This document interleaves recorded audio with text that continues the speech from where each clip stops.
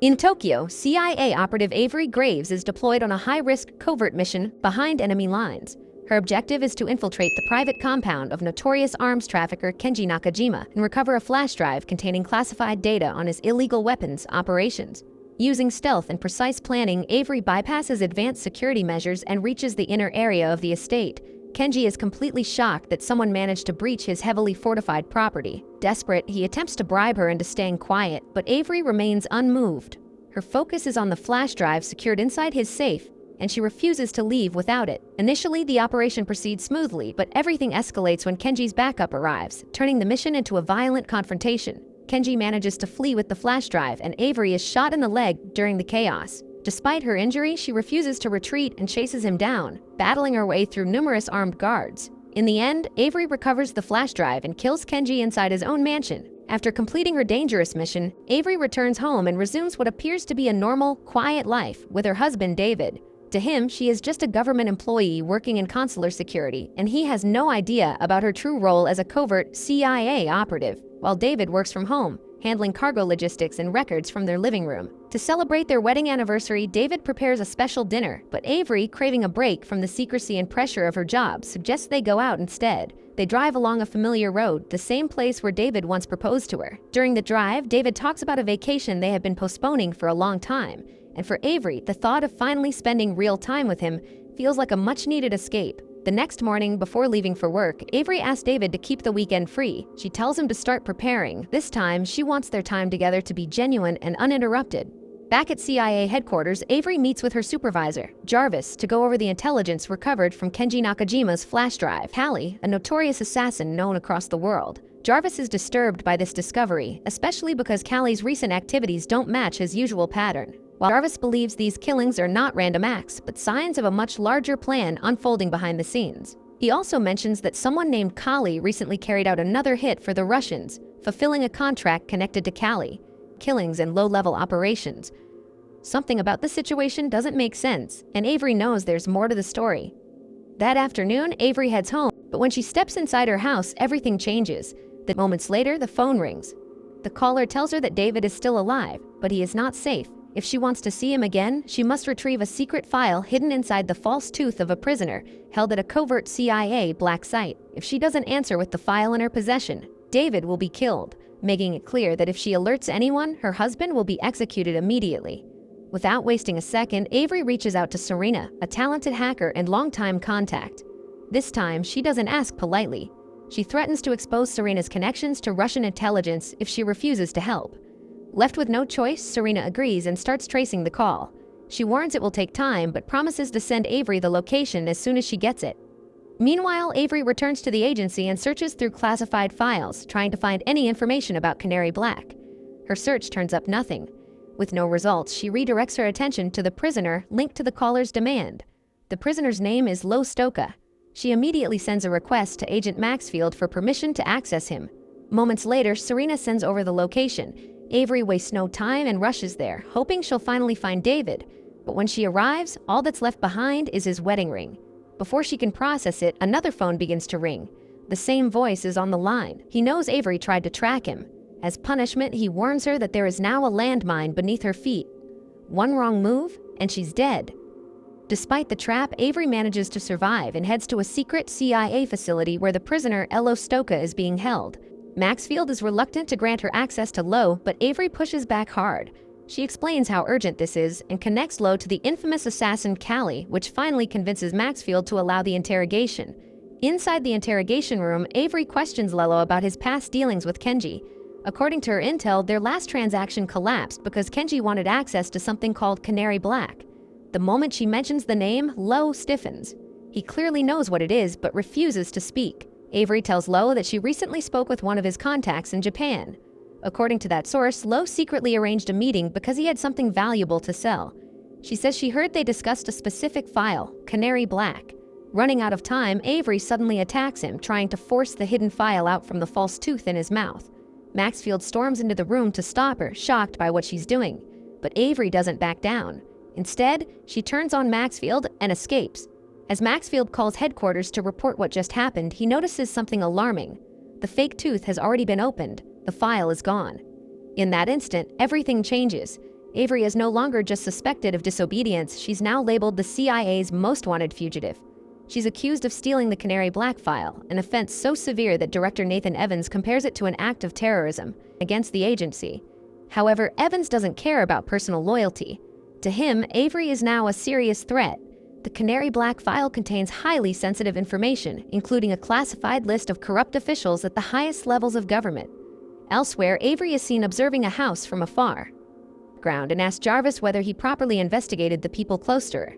Jarvis explains that Avery has no known family, only her husband David, who works in logistics and has no knowledge of her real profession. Maxfield immediately orders a complete digital trace on David. David's phone had been turned off for hours before vanishing completely. He had withdrawn money from an ATM and booked a flight using both his real identity and an alias tied to Avery. Doctors are demanding the Canary Black file. She also admits she never found the file in Lowe's cell and suspects that Callie is behind everything. Desperate, Avery pleads with Jarvis to trust her and search their house. She insists that she has not betrayed the agency. Shortly after, Maxfield takes a team to search Avery's home, hoping to find evidence that she has turned against the agency. Jarvis joins the search, uncertain about who he can trust. When they enter the house, everything looks neat and untouched, nothing like the chaos Avery had described earlier. For the first time, Jarvis begins to doubt her story. Avery then heads to a nightclub to track down Mollis, a well-known figure in the city's criminal world. She offers Mollis money in exchange for a list of foreign agents, hired killers, and brokers operating in the area. She gives him 2 hours to deliver the information, then disappears into the night. Later, while staying in one of her safe houses, Avery is suddenly attacked by a hitman sent by the people holding her husband hostage. She reacts instantly, shooting the attacker before he can strike. As the man dies, his phone rings. The same threatening voice is on the line, reminding her that David is still in danger. The caller reveals that Avery's emergency funds have already been stolen and that the Canary Black file is still missing. Avery realizes she's running out of time, resources, and leverage. Her enemies don't care about anything except the file, and until they get it, David will continue to suffer. She now has only 4 hours left. When they meet, she finally tells him everything. She explains that she kept him in the dark because whoever is behind this seems to know her every move. But Jarvis confronts her with harsh evidence. She's now labeled the CIA's top fugitive. Her house showed no signs of being ransacked, and David disappeared shortly after buying 2 plane tickets. Jarvis finally reveals the truth. It's a classified database documenting corrupt actions committed by high-ranking government officials. He urges her to surrender, saying it's the only way she can prove her innocence. What Avery doesn't realize is that Jarvis has already called in a team to arrest her. Agents suddenly surround her and take her into custody, transporting her to CIA headquarters for interrogation and to recover the missing file. Before they can reach their destination, their convoy is ambushed by unknown attackers attempting to extract Avery. After the crash, she wakes up to chaos, escapes the wreckage, and grabs a weapon. She fights back, eliminating the attackers one by one. But when she sees the face of the man she just killed, she freezes. It's Niklaus, her quiet, friendly neighbor. Back at CIA headquarters, Jarvis is hit with another devastating update. Reports confirm that David never boarded his flight to Vienna. Meanwhile, at the remote hideout, David is still being held captive. Abby is furious over her husband's death and holds Avery responsible. Still, he gives Abby permission to kill Avery, but only after they obtain the Canary Black file. Elsewhere, Avery meets Mollis in a secret location. She pays him a large sum of money for the information he gathered.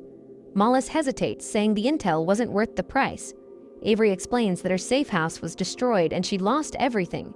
She doesn't openly threaten him, but makes it clear she could expose his involvement in a failed assassination attempt on the French ambassador. He reveals that the Kruger brothers are back in the city, and so is Callie.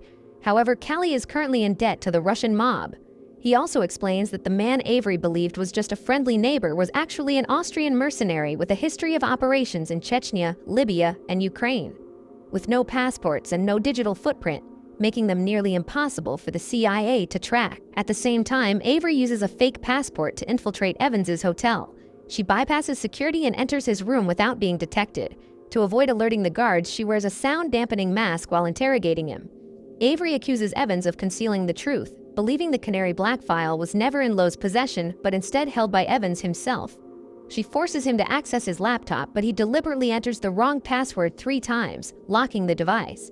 Enraged, Avery breaks several of his fingers and straps a remote detonator around his neck, making it clear she's done negotiating. With time running out, Avery contacts Serena for the last time and also reaches out to Jarvis for the blueprints of PLK Technologies, the facility that houses the secure servers needed to transmit classified data. Soon after, Avery meets Serena, who arrives with a prototype human lift drone. Once Jarvis sends the building layout, Serena flies Avery directly to the rooftop of PLK Technologies using Evans's stolen access card. Avery slips past security and enters the building. Inside, she locates the Canary Black file and transfers the data onto her flash drive. Hotel staff enter his room and are shocked to find him tied up and injured. Evans orders his assistant to notify PLK Technologies and shut down the server immediately. At the facility, alarms begin blaring and security mobilizes. Avery rushes to escape and contacts Serena for extraction, this time through the east window since returning to the roof is no longer possible. During the extraction, the drone malfunctions and crashes mid-air, sending Avery falling toward the ground. Fortunately, she survives the impact and quickly instructs Serena to meet her at their original rendezvous point. News spreads quickly. When Breve learns that Avery broke into a CIA-secured facility and escaped with the file, he orders his team to prepare for what he believes will be their moment of victory.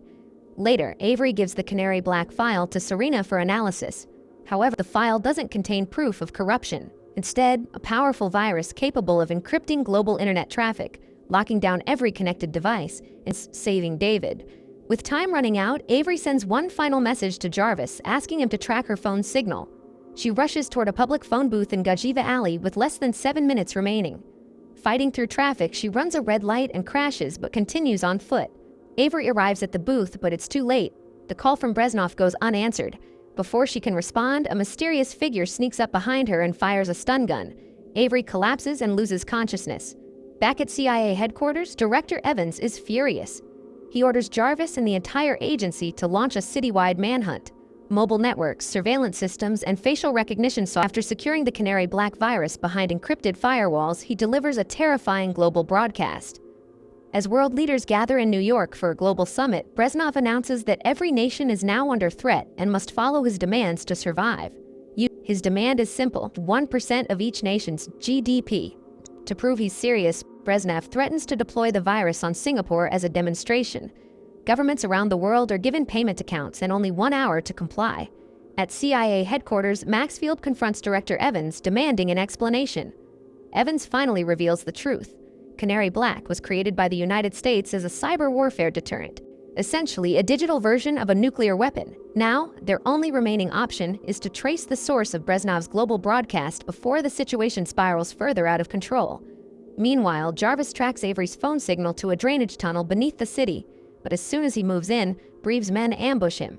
He is captured and brought face to face with Breve, the mastermind behind the crisis. Jarvis is stunned, but there's no time for explanations. Breve executes him immediately, clearing the way to continue his high-stakes negotiations with world leaders. As his operation continues, Breve coldly remarks that people should not get attached to those they cannot save. Soon after, Breve brings Avery back to consciousness. Still groggy from the sedative, she listens as he explains his plan. He speaks with contempt for American power, blaming the United States for chaos and destruction across the world. His goal is clear: to retaliate not with weapons or soldiers, but with a silent cyber war that could cost millions of lives. Avery desperately begs to see David, believing he is still alive and holding on to their promise. But her hope is crushed when Brev fires more shots at him. She screams in horror, yet Brev shows no mercy. He then orders Abby to finish David, telling her to avenge her husband by killing him. At the global summit, panic erupts as Breznov's cyber threat becomes public. We're preparing to pay the ransom to avoid total collapse. Back at the hideout, Abby moves in to carry out the execution. David, badly wounded and barely conscious, seems unable to fight back until he suddenly retaliates. His movements are fast, controlled, and deadly. In seconds, he is Callie, the assassin Avery has been hunting all along. Now, he asks for a second chance, hoping to make things right. At the same time, the CIA is in full panic mode. They attempt to trace the hackers, but the signals keep jumping locations. Global tensions continue to rise, and many nations now believe the United States is responsible for the chaos. In response, Evans issues a new directive to locate Jarvis, whose phone was last active in the city. Avery is devastated when she learns that Jarvis has been killed, but she has no time to mourn. Nearby, David, though injured, finds a control panel and begins shutting down the facility's power systems. Avery storms into Breve's command center and opens fire. Chaos erupts as Breve's team tries to restore the server systems. One man is already wounded and bleeding as Avery pushes forward. Breve makes a final attempt to stop her, but she fights back with everything she has and ultimately defeats him. The data transfer is stopped just in time. After the battle, Avery confronts David again. He asks for a fresh start, promising no more lies or secrets. But Avery knows the damage is already done. Without saying a word, she removes her wedding ring and hands it back to him. Moments later, Evans and a strike team storm the facility. Both Avery and David are now targets, but David manages to escape into the night, leaving behind only the possibility that they might meet again someday. Not long after, Avery finds herself sitting in an interrogation.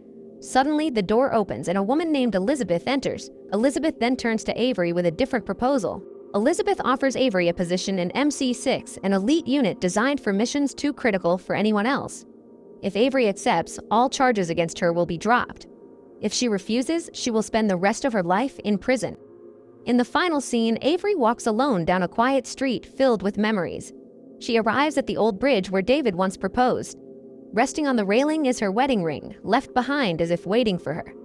With that, the story comes to an end. Make sure to like and subscribe for more videos like this. Thanks for watching.